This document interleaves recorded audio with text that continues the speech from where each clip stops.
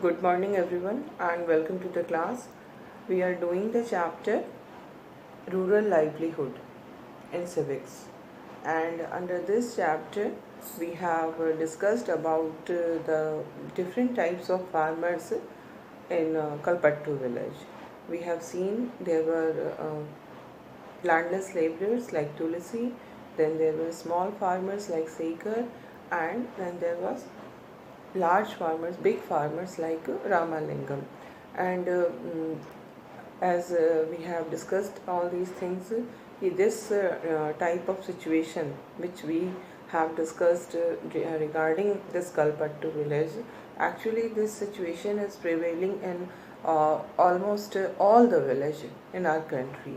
It's not कि ये कोई कलपट्टू विलेज की ही स्टोरी है, यही कंडीशन जो है वो हमारे कंट्री के सभी विलेज में प्रिवेल करती है, जहाँ पर कि जो लैंडलेस लेबरर्स है they face a lot of problems, lack of regular job, low wages, long working hours. Then they also face problems in their domestic activities also, because they have to spend so much time in collecting firewood and fetching water and all. And we have also discussed about the small farmers like Sekhar, who are very much face the problem of loan and debt. They have to take loans in order to carry on the agricultural activities, and when they take loans, mostly they take loans from the money lenders or the traders who exploit these small farmers. And then we have discussed about Ramalingam and Karuthamma. He is a very big landowner. Not only he owns a land, but also he also have a rice mill. Then he also has shops. So he is in a very good economic condition. He is very rich, and he takes loans from banks. So he takes loans at lower rate of interest because he takes loans from bank. तो ये चीज़ें हमने देखी. And we have also discussed कि in our whole country 80% of the farmers are like Sekhar, the small farmers who owns a very small piece of land which is not sufficient to fulfill the all the needs of their life for the whole year. And only 20% of the farmers are like Ramalingam. Okay, and now we will discuss further. We have looked at farming in Kalpattu. Apart from farming, many people in rural areas depend upon collection from the forest. So farming is one of the most important activity in village areas. But other than farming, there are some activities also which people do in order to earn their livelihood. Like people depend upon collection from the forest. They collect so many items from forest. Then animal husbandry, they keep they rear animals. Then dairy produce, fishing. All these are activities which people do in order to earn their livelihood. So we see that, for example, in some villages of central India, both farming and collection from the forest are important source of livelihood. So in the villages of central India, people used to do both the things. They do farming activity also, and they collect articles from forest also. Collecting mahua, tendu leaves, honey to be sold to trader is an important source of additional income. So farming के साथ साथ, क्योंकि farming is an activity which do not keep people engaged throughout the year, है ना. farming activity में कुछ ही समय का काम होता है फॉर 4 to 6 months। तो बाकी के जो टाइम है उसको people use that time in other economic activities like forest से different type of things they can collect. Honey है, तेंदू लीव्स है, महुआ है, they collect all these things from the villages, and this is about central India. Similarly, selling milk to the village cooperative society or taking milk to the nearby town may be the main source of livelihood for some families.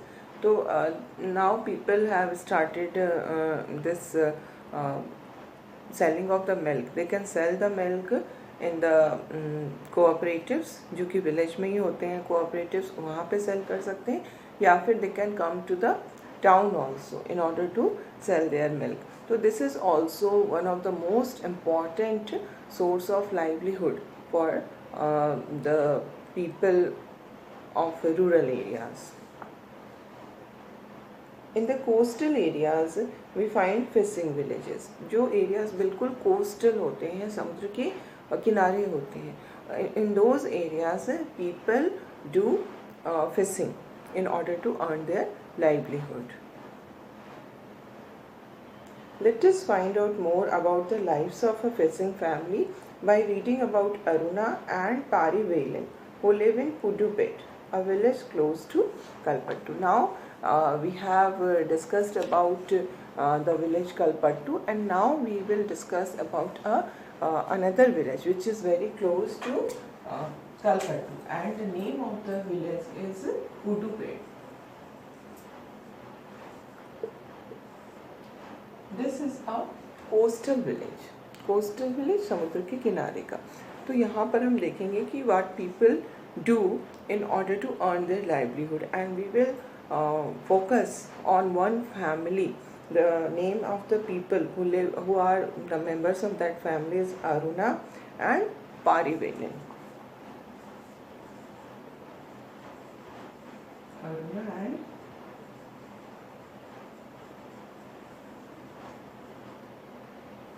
Parivelin. Okay. Not very far from Kalpattu village is the village of Puduppet. People here earn their living by fishing. In this village in this Puduppet village, the main source of livelihood for the people is fishing. Their houses are close to the sea, and one finds row of catamarans and nets lying around. What we find that the house of these people are very near to the sea, and what we find that there is a row of catamarans and nets also. So what is this catamarans? Catamarans are a type of boat. It's a type of boat which is used for fishing. जो fisherman होते हैं वो कैटामरन्स use करते हैं. वो एक boat ही होता है जो कि फिशिंग के लिए यूज़ किया जाता है. तो when if you reach the village Pudupet, you will find that there are rows of these catamarans and net which are used for fishing, क्योंकि वही उनकी प्राइम एक्टिविटी है. तो वही चीज़ें हमें वहाँ पर दिखेंगी, है ना. And at about 7 o'clock in the morning there is a lot of activity on the beach. जब सुबह सुबह 7 बजते हैं तो उस समय बहुत ज़्यादा एक्टिविटी होती है बीच पे, काफ़ी लोग नज़र आते हैं. This is the time when the catamarans return with their catch and women gather to buy and sell fish. तो 7 बजे क्या होता है कि at 7 o'clock द कैटामरन्स जो कि जाते हैं फिशिंग के लिए, वो 7 बजे वापस लौट के आते हैं. तो जब वो लौट के आते हैं अपनी कैच के साथ, कैच क्या हुआ, जो भी फिश उन्होंने पकड़ा है ना, नेट से, तो वो फिश के साथ अपने कैच के साथ वापस आते हैं. और फिर वहाँ पर इसलिए बहुत ज़्यादा उस समय हमें लोग नज़र आते हैं बीच पे, क्योंकि कुछ लोग होते हैं जो कि वो जो फिशरमैन गए कैच लेकर आए उनसे फिश खरीदते हैं, फिर वो सेलर्स को बेचते हैं, है ना. डायरेक्टली नहीं होता है कि वो सीधे कस्टमर को नहीं बेचते। तो इस कारण से क्या होता है कि काफ़ी वहाँ पे भीड़ होती है, बहुत सारे लोग वहाँ पे जमा होते हैं। जिनको भी फ्रेश फिश चाहिए होता है वो सुबह सुबह जाते हैं खरीदने के लिए, और जिनको बेचना होता है वो भी वहाँ पे जाते हैं। ठीक है। My husband Parivelan, my brother and my brother-in-law returned late today. So this is the story of Aruna. Aruna is telling her story. ठीक है. The name of Aruna's husband is Parivelan. So she is saying that my husband Parivelan, my brother, उसका brother भी है. ठीक है. And my brother-in-law, उसका एक brother-in-law भी है. ये तीनों जो हैं they go for fishing every day. ठीक है। पारीवेलन एंड अरुणा का ब्रदर एंड पारीवेलन का ब्रदर। ठीक है। ये सभी जो हैं ये जाते हैं फिशिंग के लिए एवरी डे। आज क्या हुआ? नाउ अरुणा इज सेइंग कि दे रिटर्न लेट टुडे। दे जब वो गए फिशिंग के लिए और जब आते हैं तो एक उसकी टाइमिंग होती है ना। जैसे हम लोग भी ऑफिस जाते हैं का जहाँ भी काम के लिए जाते हैं उसकी एक फिक्स टाइमिंग होती है। तो ऐसे ही जब वो फिशिंग के लिए जाते हैं और जब आते हैं उसकी भी एक टाइमिंग फिक्स है ऑलमोस्ट। बट आज क्या हुआ कि उनको आने में बहुत देर हो रही है। तो क्या हुआ कि Aruna was very worried. She is saying that I was very worried. Okay. They go to the sea together in our catamaran. वो तीनों जो हैं वो तीनों अरुणा की कैटामरन है, उसी में साथ में जाते हैं फिशिंग के लिए। ठीक है। कौन कौन जाता है? I am writing down because this will create confusion. Aruna is telling the story और फिशिंग के लिए जाता है पारीवेलन, then अरुणा's brother,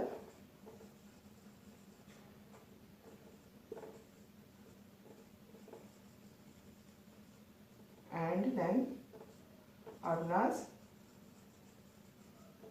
brother-in-law.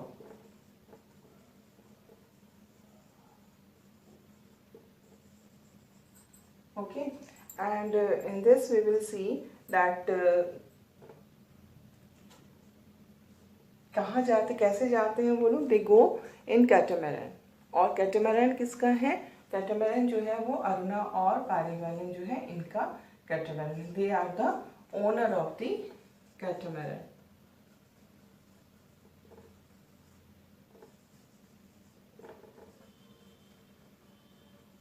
Okay. So they go to the sea together in a catamaran. They said they were caught in a storm. तो जब वो वापस आए लेट हुई, तो वो क्यों लेट हुई थी आज उनको? Because they were caught in a storm. आंधी आ गई थी सी में।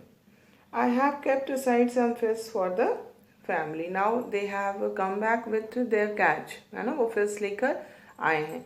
तो जो भी फिश लेकर आए हैं उसका एक पार्ट जो है, जो कि उन लोगों को they will use that the fish for the purpose of eating, है ना। तो एक पार्ट तो उसने रख दिया कि जो खाना है हम लोगों को, हम लोग अपने यूज के लिए उसको लेंगे, है ना। So I have kept aside some fish for the family. कुछ फिश उसने फैमिली के लिए रख दिया। एंड नाउ जो बचा है that the rest of the fish will be auctioned. And now what is the meaning of auction?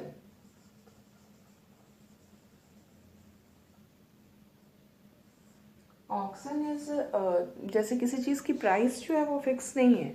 ठीक है। जैसे हम अगर मार्केट में जाते हैं तो prices are fixed. Suppose I have gone to purchase this marker from the market, and I asked the price. The price was 30 rupees. I gave the 30 rupees and I got it, है ना। मैंने purchase कर लिया। But auction में क्या होता है कि ऑक्शन में हमको ये नहीं होता है कि किसी चीज़ का प्राइस जो है वो फिक्स है, पहले से फिक्स नहीं होता है। उसमें बहुत सारे, मान लो सपोज एक चीज़ है, ये पेन ही है सपोज, इसको खरीदने वाले बहुत सारे लोग हैं। ठीक है। और पेन हमारे पास एक है। अब इस कंडीशन में हम क्या देख रहे हैं कि हमने पेन का, I am the owner of the pen, मैं सेल कर रही हूँ, उसको सेल करना है। ठीक है। अब बहुत सारे लोग आए हुए हैं खरीदने के लिए। मैंने पेन का प्राइस कुछ भी नहीं बताया है। जिसको जैसी नीड होगी वो उसके अकॉर्डिंगली उसका प्राइस बताएगा। सपोज़ किसी को बहुत ज़्यादा नीड नहीं है तो वो बोलेगा भाई मैं तो इस पेन का इस मार्कर का 10 रुपीज़ दूँगा, तो उसने 10 रुपीज़ कहा, ठीक है। तो जब तक मैं उसने 10 रुपीज़ कहा तब तक में किसी और ने कहा नहीं नहीं मुझे ये पसंद है बहुत, मैं इसको 20 रुपीज़ में लूँगा, ठीक है। तो अब वो 20 रुपीज़ वाला फाइनल होता, मैं उससे बात करती कि हाँ ठीक है 20 रुपीज़ में लेना है तो लो गई तुम। तब तक में किसी ने कह दिया कि नहीं मुझे ये पेन 30 रुपीज़ में चाहिए, ठीक है। तो इसमें समझ रहे हो क्या हो रहा है कि जो भी सबसे ज़्यादा प्राइस बोलेगा मैं उसको दूंगी। जो भी सेल कर रहा है, सेलर ने प्राइस को फिक्स नहीं किया है, प्राइस वहीं पर फिक्स होगा जहाँ पर उसकी परचेजिंग हो रही है, जहाँ पर सेलिंग हो रही है। वहीं पर जो कस्टमर्स हैं वो डायरेक्टली वहीं पर आएंगे और वो प्राइस बोलेंगे। जिसका प्राइस सबसे ज़्यादा होगा उसको वो सामान मिल जाएगा, ठीक है। तो इसमें क्या होता है, इसको हम लोग in Hindi we use the term नीलामी, ठीक है। ऑक्शन के लिए जो हम लोग हिंदी में टर्म यूज़ करते हैं उसको हम कहते हैं नीलामी करना, ठीक है। चीज़ों की जब नीलामी होती है उसमें क्या होता है, उनके प्राइस पहले से फिक्स नहीं होते हैं। जिसको जैसी नीड होती है वो अपनी नीड के अकॉर्डिंगली प्राइस बताता है। और फिर जो सेलर है उसको क्या है, उसको तो सबसे ज़्यादा प्रॉफिट चाहिए, तो वो किसको बेचेगा, जिसने सबसे ज़्यादा प्राइस बताई है उसको वो सेल कर देगा। तो जो अरुणा है उसने जो भी फेस लेकर आए ये तीनों, उसमें से अरुणा ने एक पार्ट रख लिया अपने घर के यूज़ के लिए और बाकी के जो फेस थे उसको उसने ऑक्शन के लिए रख लिया। तो वहाँ पर सेलिंग कैसे होती है, ऑक्शन के थ्रू। वो पहले से नहीं बताया जाता है कि फिश की क्या प्राइस है, क्योंकि जो फिश पकड़ के लाया जा रहा है उसके बारे में कुछ पता नहीं होता है। जिसको जैसे ही लगता है कि बहुत अच्छी फिश है, फ्रेश फिश है, तो उसका ज़्यादा प्राइस वो देते हैं। अगर किसी की फिश जो है वो बहुत फ्रेश नहीं लग रही है, अच्छी नहीं है, तो फिर उसको कम प्राइस मिलती है। Okay, so the money I get from the auction will be divided into 4 share, ठीक है। तो व्हाट वी सी कि जो भी उसने ऑक्शन किया, ऑक्शन से उसको पैसे मिलेंगे। Now this money will be divided into 4 share. इसके 4 पार्ट्स होंगे, ठीक है। 4 पार्ट्स किसका किसका होगा, एक पार्ट तो हो गया, I am telling you, 1 part is for Aruna and Parivalan. Aruna और पारीवलन दोनों क्या है, फैमिली है ना, दोनों वाइफ हस्बैंड है, तो वो दोनों जो है वो फैमिली है। तो जो एक पार्ट होगा इस ऑक्शन का से जो पैसा अर्न कर रही है लोग, उसका एक पार्ट जो है वो अरुणा को चला जाएगा, अरुणा एंड पारीवलन को। दूसरा पार्ट जो है वो चला जाएगा अरुणा के ब्रदर को, और तीसरा पार्ट जो है वो चला जाएगा अरुणा के ब्रदर इन लॉ को। Now what about the 4th part. 4 part क्यों किया गया, क्योंकि लोग तो 3 ही हैं, अरुणा एंड पारीवलन, अरुणा का ब्रदर एंड अरुणा का ब्रदर इन लॉ। तो 3 लोग हैं, लेकिन जो भी पैसा मिल रहा है इस ऑक्शन से उस पैसे के 4 पार्ट्स हो रहे हैं। सो ये चौथा पार्ट किसके लिए हो रहा है, the money I get from the auction will be divided into 4 shares, 1 each for each person who went fishing, and the 4th one is for the equipment, है ना। 3 लोग तो गए थे, लेकिन ये तीनों लोगों ने क्या यूज किया था, all the 3 people went in the catamaran, है ना। ये कैटामैरान में गए थे, इन्होंने कैटामैरान में बैठ कर के फिशिंग की थी। बिना कैटामैरान के उनकी फिशिंग नहीं हो पाती अच्छे से, वो बहुत दूर नहीं जा पाते। तो कैटामैरान के लिए इन्होंने क्या किया है, they have to take loan in order to purchase catamaran. तो एक शेयर जो है वो इस इक्विपमेंट्स के लिए चला जाता है, ताकि हमारे इक्विपमेंट्स जो है वो मेंटेन्ड रहें। अगर हम अपने इक्विपमेंट्स पे खर्च नहीं करेंगे तो क्या होगा, हमारा जो इक्विपमेंट्स है वो सही से काम नहीं करेगा और फिर हमारी जो अर्निंग है वो कम हो जाएगी। तो it is very important to maintain the equipments. जो भी उस पर खर्च आ रहे हैं वो खर्च को हम सही से करें, है ना। So since we own the catamaran engine and nets we get that share too, तो ये इक्विपमेंट किसका है? ये इक्विपमेंट जो है अरुणा का है ना। तो अरुणा के ने अपना कैटामैरन दिया है, फिर उसमें इंजन भी लगा है और नेट भी है। तो ये सारी चीज़ें अरुणा और पारीवेलन की है। तो ये जो चौथा शेयर की हम बात कर रहे हैं, this fourth share goes to Aruna and Parivelan only, क्योंकि they are the owner of the equipment. Got it?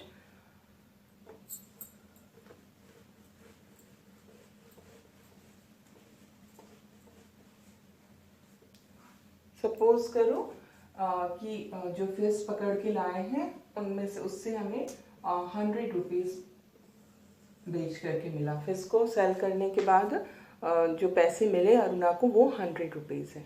Okay, अब इस 100 रुपीज़ के 4 पार्ट्स होंगे। 100 will be divided into 4, so 25 rupees. एक पार्ट का क्या वैल्यू हुआ? 25 रुपीज़। अब 3 लोग गए थे उसके लिए, फिशिंग के लिए, तो तीनों को 25 मिल जाएगा, यानी कि अरुणा प्लस पारीवेलन, इनको मिलेगा 25, दे विल गेट 25 रुपीज। अरुणा's brother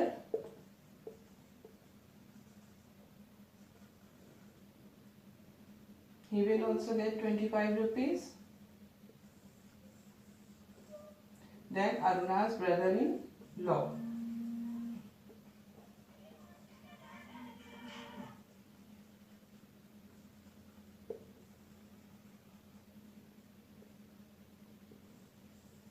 he will also get 25 rupees, है ना। तीनों को एक एक पार्ट मिल गया। और चौथा पार्ट जो हमने बताया वो किसके लिए है? Fourth part is for the equipments.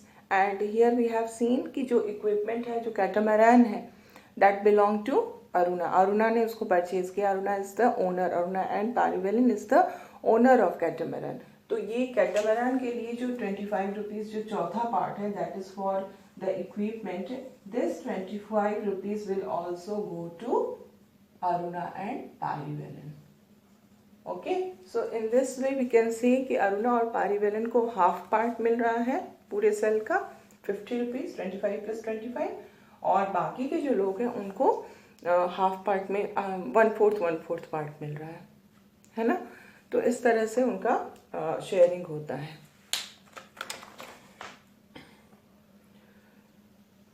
We have taken a loan from a bank and purchased an engine which is fixed onto the catamaran. Now they can go far into the sea so that they can get a better catch. So Aruna is telling कि in order to purchase this catamaran, they have to in order to purchase an engine, they have to take loan from the bank. और ये engine उन्होंने कहाँ लगाया? ये engine उन्होंने कैटामैरन में लगाया। जो कैटामैरन उनका है that is driven by engine, ठीक है, वो इंजन से चलता है। तो इंजन से जब चलेगा तो एक तो वो काफ़ी दूर तक जा सकता है सी में। अगर वो हाथ से चलाना होगा तो एक तो उसमें मेहनत बहुत लगेगी, टाइम लगेगा, और सी में हम बहुत दूर तक जा भी नहीं पाएंगे। अगर इंजन लगा होगा तो उससे क्या होगा कि सी में हम काफ़ी दूर तक जा सकते हैं। तो इसलिए जब हम दूर तक जाएंगे सी में तो क्या होगा कि हमें ज़्यादा फिश मिलेगी।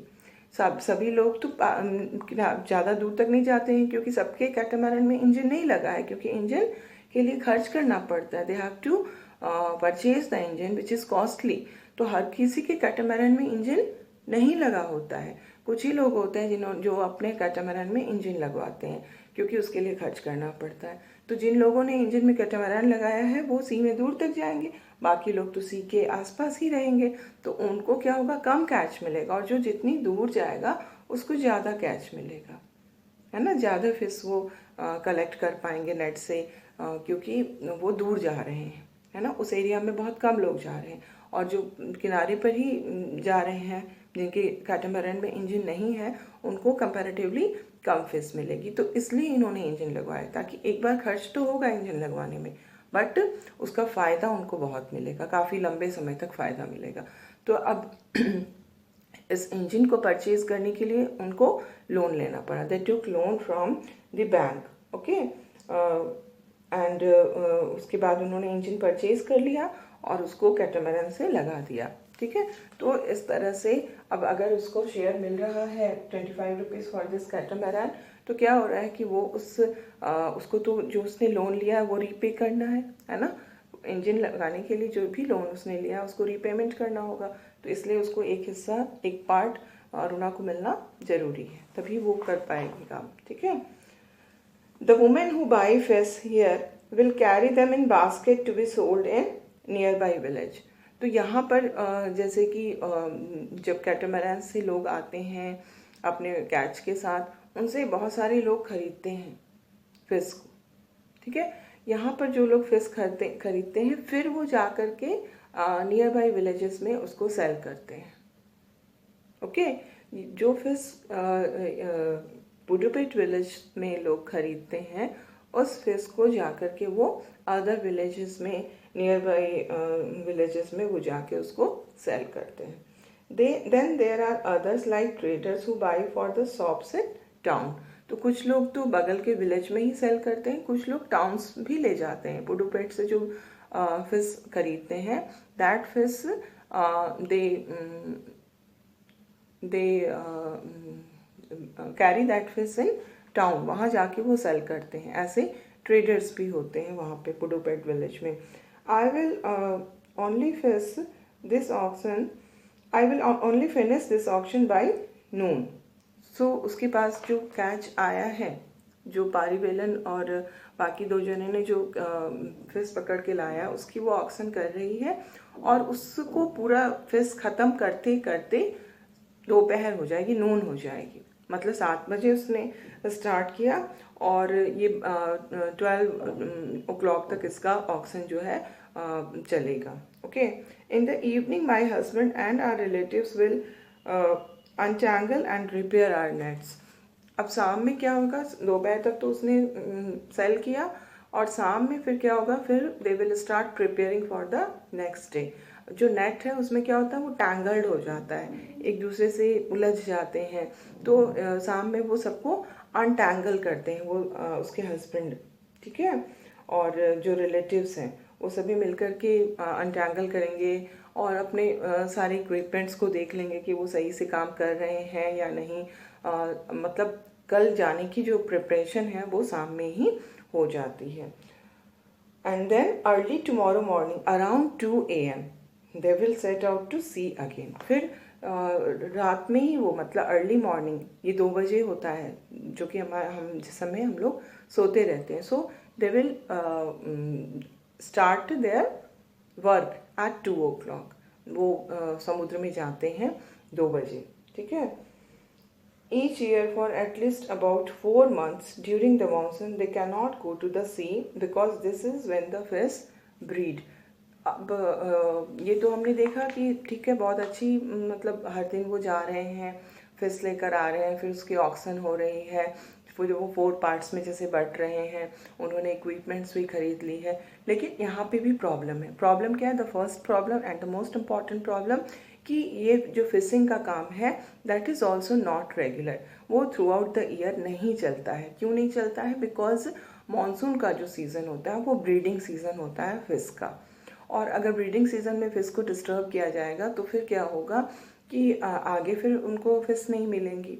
तो इसलिए ये बहुत ज़रूरी होता है कि वो 4 months फिशिंग नहीं करें जबकि मानसून का सीज़न होता है, बिकॉज आगे के लिए, फ्यूचर के लिए उनको उस समय फिशिंग नहीं करनी होती। तो ये 4 months जब वो फिशिंग के लिए नहीं जा रहे हैं तो they will have to earn this much, कि बाकी के 8 months में उनकी इतनी अर्निंग होनी चाहिए कि जो 4 months वो बैठे हैं घर पे उस समय उनके जो भी नीड्स हैं, मॉनेटरी नीड्स हैं, वो फुलफिल हो सके, है ना।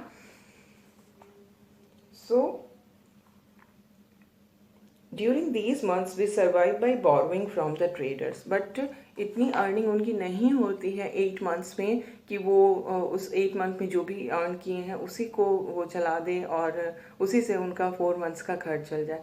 In order to fulfill the needs of those 4 months, they have to take loans from the traders। Traders से उनको लोन लेना पड़ता है। एंड देन क्या होता है, जब वो ट्रेडर्स से लोन ले लेते हैं तो फिर वही चीज़ हो जाती है जो कि हमने शेखर को देखा था. Shekhar was also taking loan from traders in order to start his agricultural activity. और यहाँ पे भी अरुणा एंड पारिवेलन को ट्रेडर से लोन लेना पड़ता है, और जब ट्रेडर से वो लोन लेते हैं then they are compelled to sell their fish to the trader only, and the trader give them less amount for the fish. अगर वो ऐसे ओपनली बेचेंगे तो उनको उस फिश की ज़्यादा प्राइस मिलेगी, बट जब वो ट्रेडर को बेचते हैं तो ट्रेडर उनको कम प्राइस देते हैं, बिकॉज उन्होंने ट्रेडर से लोन लिया हुआ है. Okay, so because of this later on we are force to sell the fish to that trader and can not do our auction. Auction कर नहीं पाते हैं वो. ऑक्शन में उनको बहुत पैसे मतलब अच्छी रेट मिल जाती है, बट जब ट्रेडर लेते हैं तो वो उनको कम करके देते हैं. These lean months are the most difficult. Lean months क्या हुआ, जिस समय काम नहीं होता. LEAN, lean months. Last year we suffered a lot because of tsunami. So we will continue our discussion in the next class.